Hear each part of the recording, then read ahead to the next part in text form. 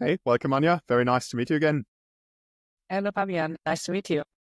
Really appreciate you making time for this. Before we jump into all things data, AI, and automotive, would you mind kicking us off by just briefly introducing yourself, maybe specifically focusing on your role in AI and automotive, maybe including Porsche? That would be really interesting.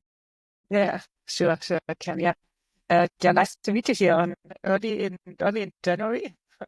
So we did the first official thing this year for me. So let's look back at the beginning of this year to what I did and what my role in automotive and especially also in AI is. Yeah, I studied computer science and economics back in the early 2000s. So then did my work did software development basically for the next years in various industries and in consulting. 11 years ago, I joined Volkswagen Group with Porsche. They're in a role for in the IT area. So I did that job. I did IT strategy and IT portfolio management. They're my first role to get to know the industry and understand what kind of IT projects, digital projects they have. After 2 years, I switched into a role reporting to one of the board members of Porsche and supported him to build a digital strategy and stuff for Porsche. So this was really an exciting time. So we did a lot in innovation and this was also the time where I dig deeper in all the latest technologies or in the technologies which have a big stake in science, I would say, right? Like AI is still something where you still get a lot of knowledge from the university. So and so this was the starting point where I dig deeper in this because I was then a crowd of people doing innovation for Porsche, and they said, "Okay, Anja, you studied computer science, so you should be the person who could explain you how blockchain is working and what is this about AI and stuff like that." So it's what I did then, and then I had the opportunity after 2 years working on this more strategic side.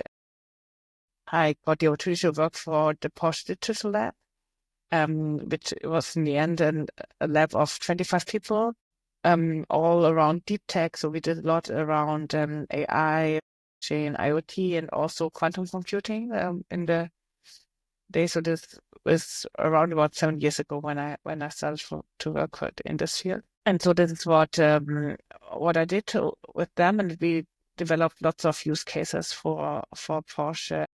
Not really in the car side, so not in the car, but in all other areas. So we did also some little car stuff, but we prototyped stuff for production, for R&D, lots of voice recognition, noise recognition. So really working with the patterns which you can see there in sound detection, I would say.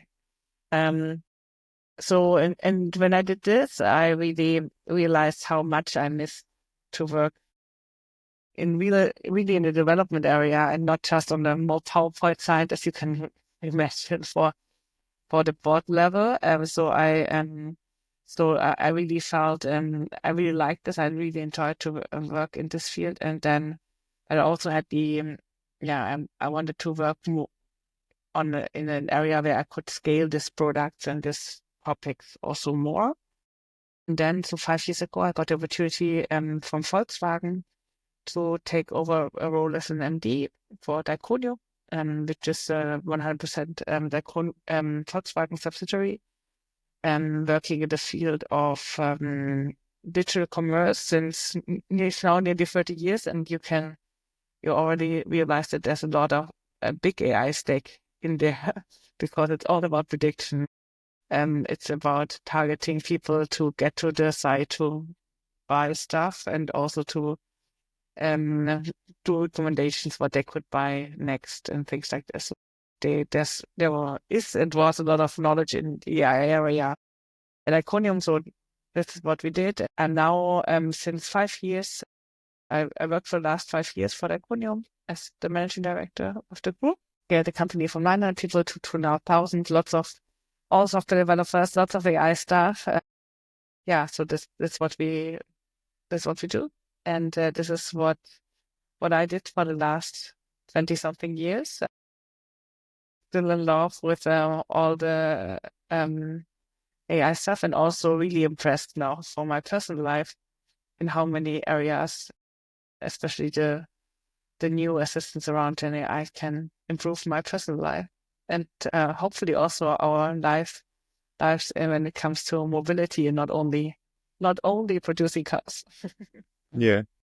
No, thank you so much for the fascinating overview, Anja. That's super interesting, and a couple of areas that I would like to dive a little bit deeper into. Let's maybe start with the Porsche Digital Labs. That's, I guess, a structure that loads of organizations have been and still are really interested in. So as far, of course, only as you can talk about it. How was this initiative funded? What did your processes look like? Your reporting structures? How did you recruit talent?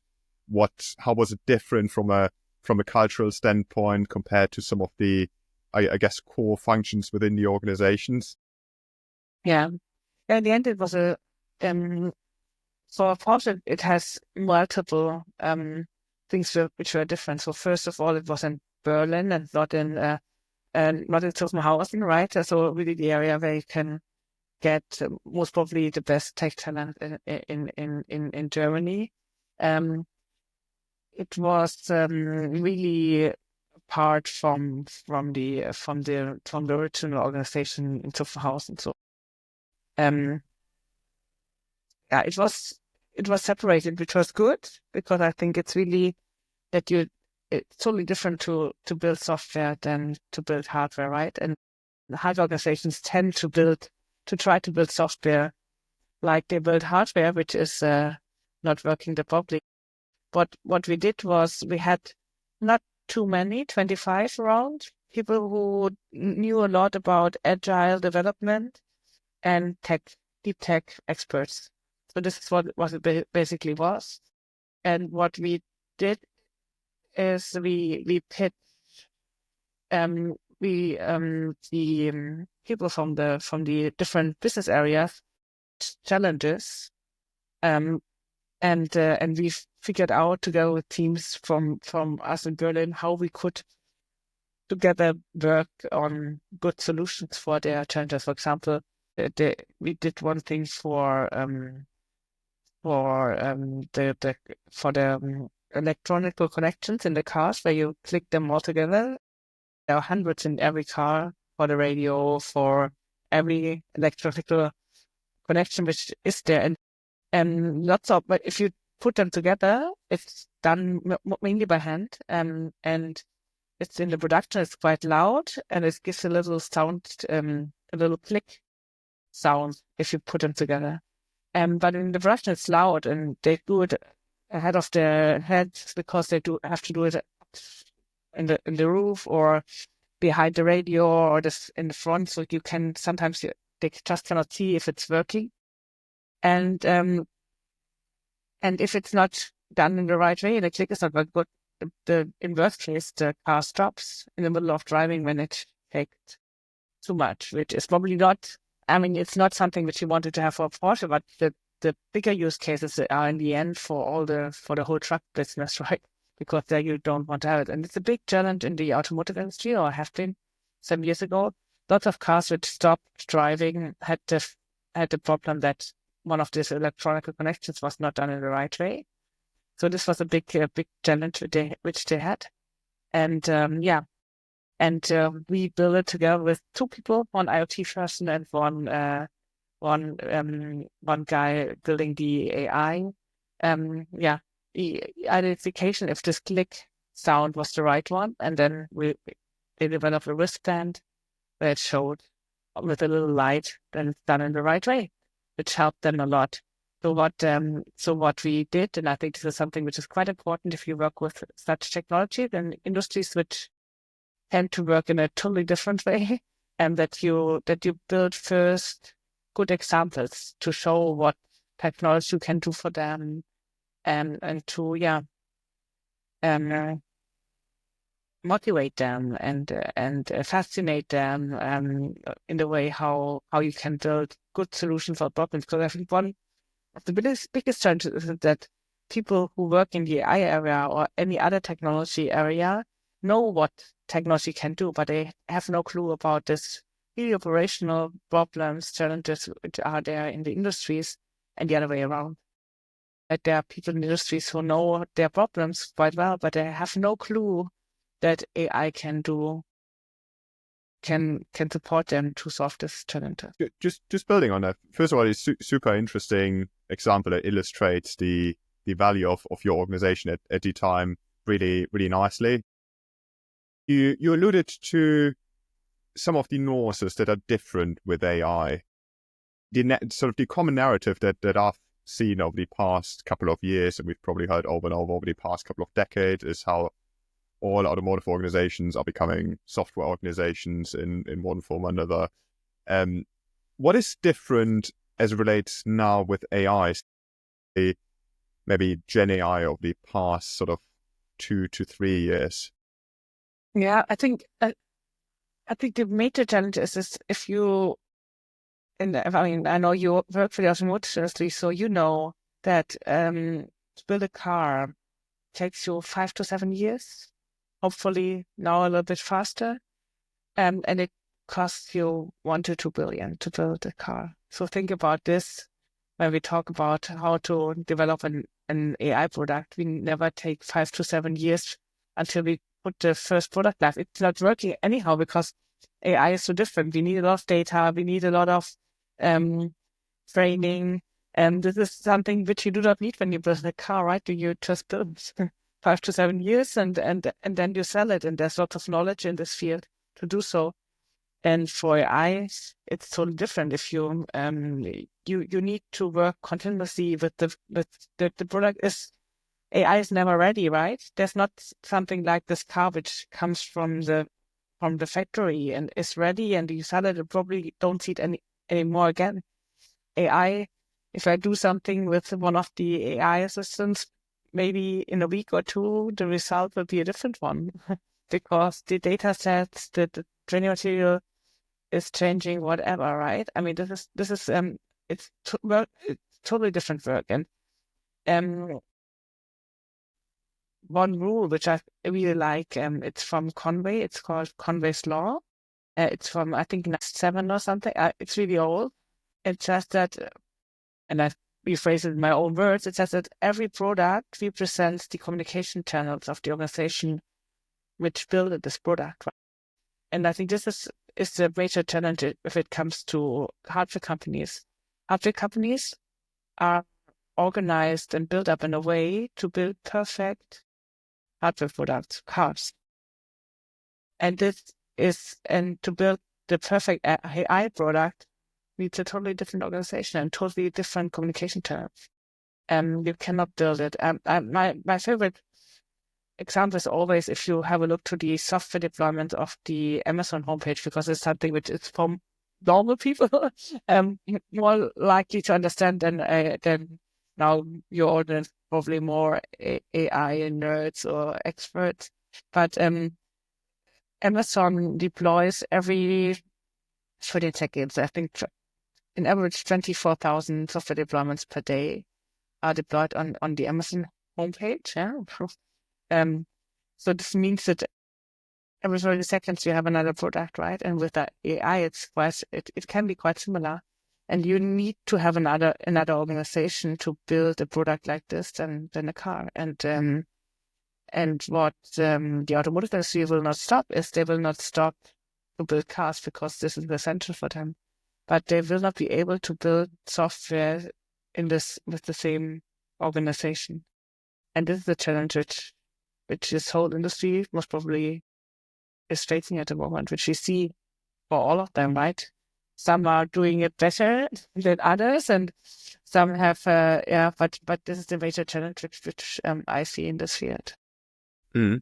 Speaking about the use cases across the automotive value chain, what are some of the AI use cases, maybe specifically also speaking about Gen AI use cases across the automotive value chain that you would emphasize as being particularly important or influential today, and then maybe a perspective on the future might be really interesting as well. Yeah, I mean, I like to have a broader perspective on things, and if you see AI in general, I would say, I mean, the biggest thing, and this is not rocket science, the biggest thing which comes to automotive is autonomous driving, right? And this is the big game changer which is facing, which will change, from my point of view, the whole industry, because this will be so disruptive for so many areas. Cars will be built in the same way. It will not change something in this field, but on a broader perspective, if you have autonomous driving, this will change the industry because of the way how you consume this, right? At the moment, you buy cars, and even this is now changing a lot with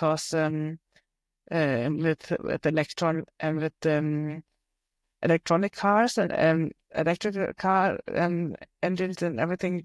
The problem, the challenge is that people, it makes not really so much sense to buy this car at the moment. And also when you see this development steps which you have in the digital field. So people lease more cars and do things like this. So buying is not the top thing anymore. But it's still there, and it's still the business model which you have. But if autonomous driving will be there, I think this whole thing will change, because nobody will buy a car anymore, and cars will be bought by fleets, and we will really step from this buying a hardware product, to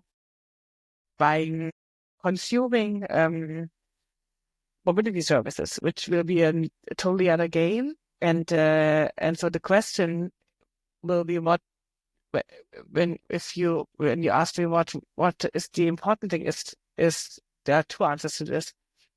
Who wants to be part of the mobility game, which will be where AI will be the key, right?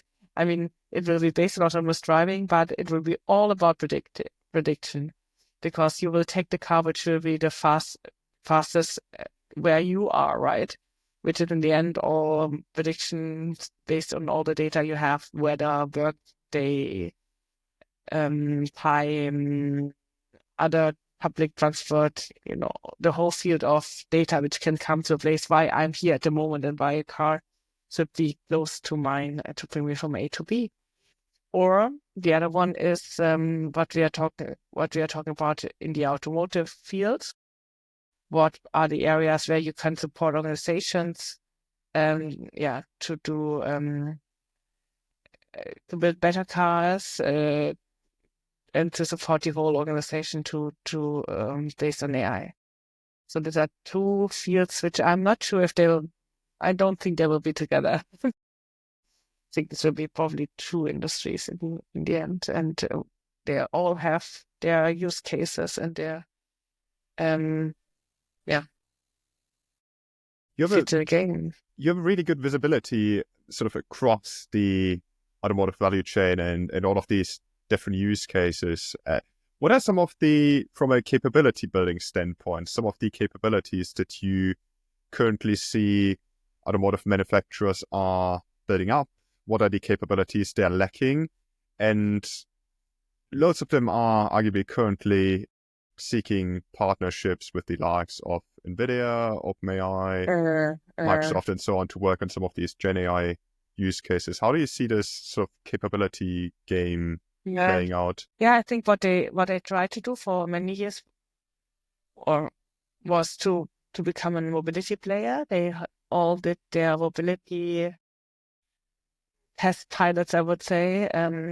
If it was Movil for Daimler, you probably remember, and all the others, or Volkswagen Group has still Moja in the field in Hamburg. So there's, I think that they all tried this, but I think they realized now how difficult it is, and that it needs totally different capabilities. And I think for me, with the question you asked, it was never more difficult to answer, right?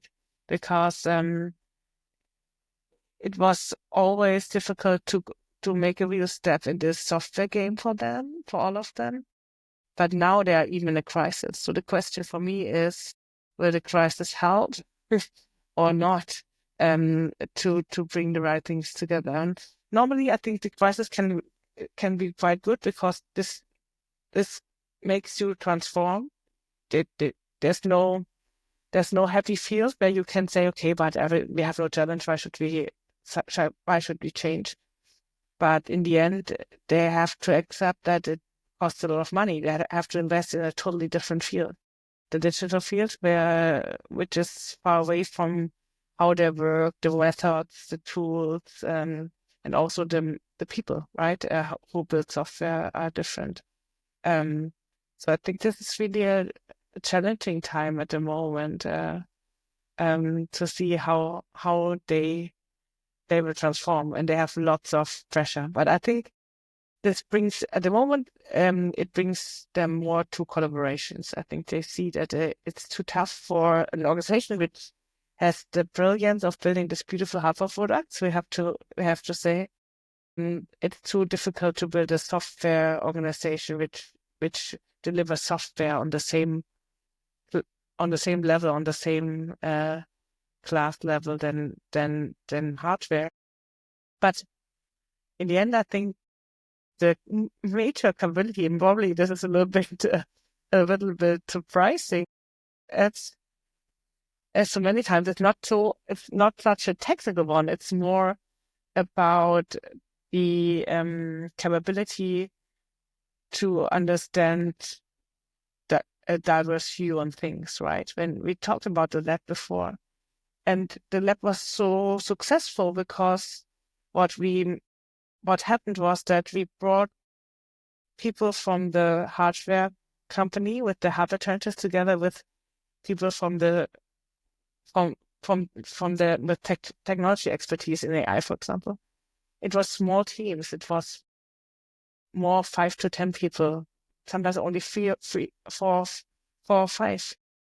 And they made it happen, right? They listened to each other. They understood how hardware is built and what they had to think of and what they had to respect. And they respected what the others are doing on their side and didn't try to make them, to let them work in the same way they are used to work, right? Because I think it's you have to accept that it's different.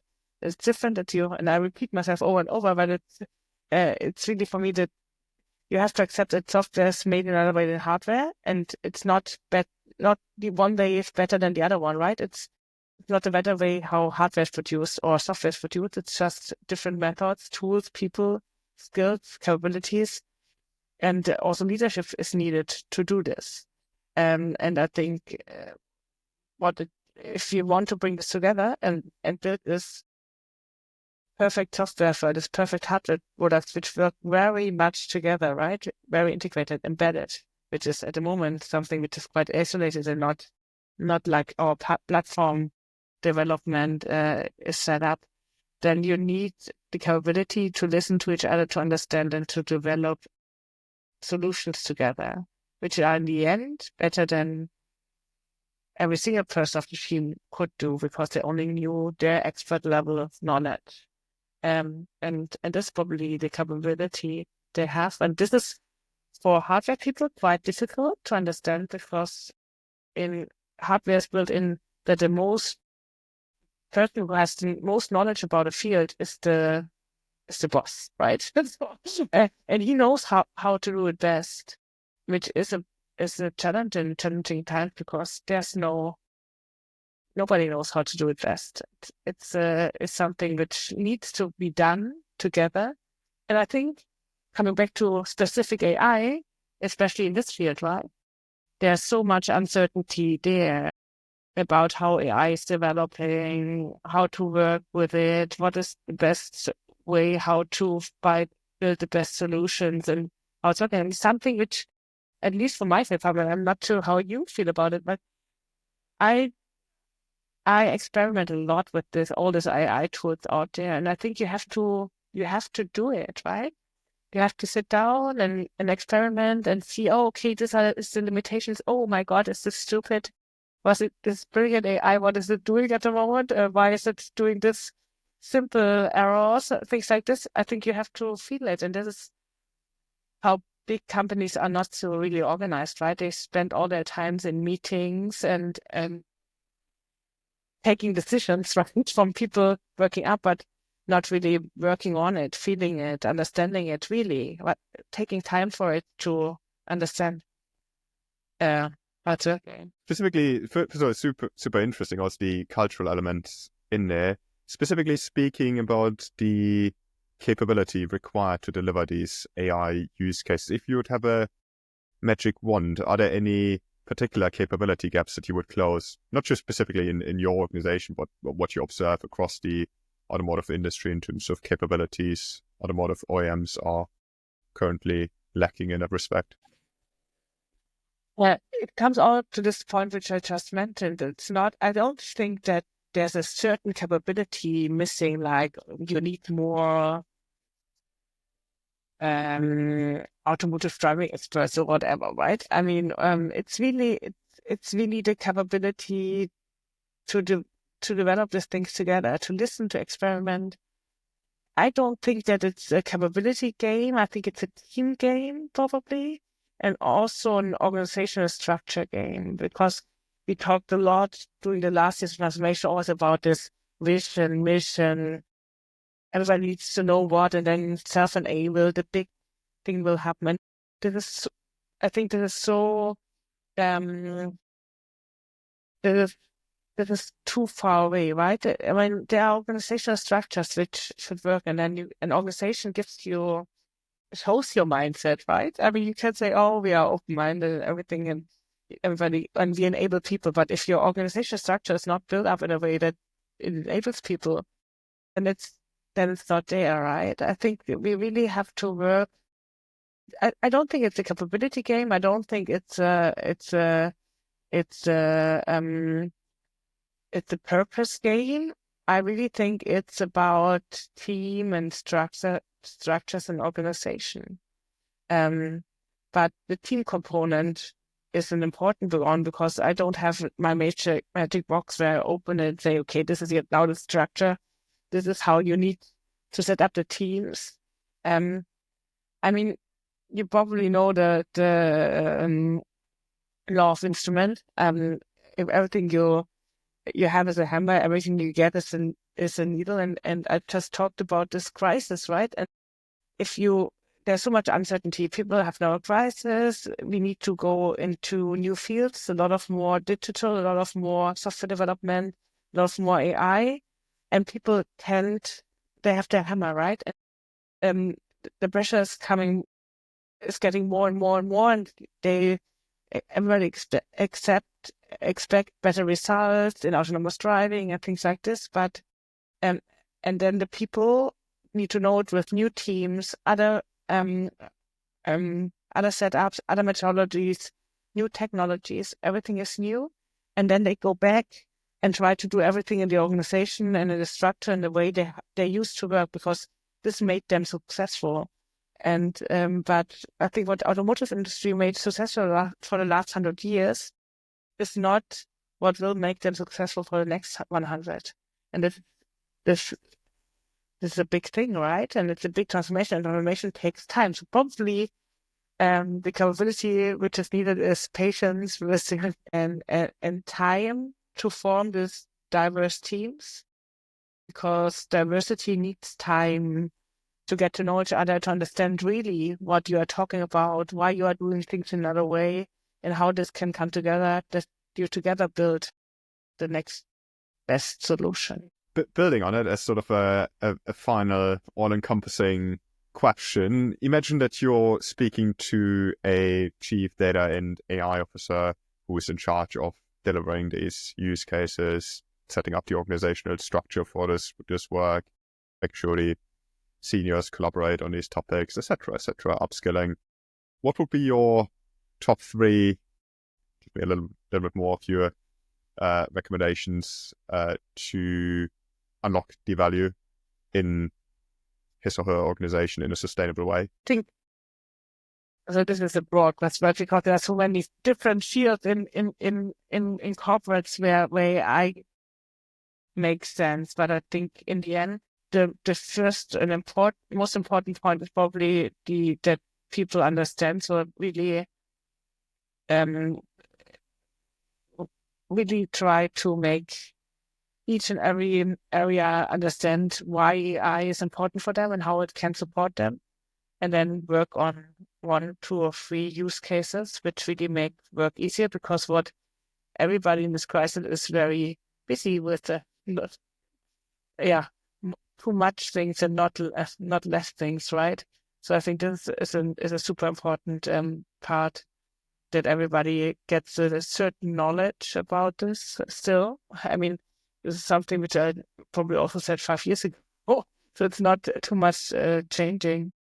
But in the end, it is because technology changed in a really big way, right? It's the last 1.5, 2 years. I mean, this is really big step. And I think even during the last weeks, when during Christmas time you have a little bit more time to play around and to see what you can use, which tool, which assistant. I think this is really a big step, because it's not you and I know, but I think most of the people out there didn't know that there's not this one AI tool.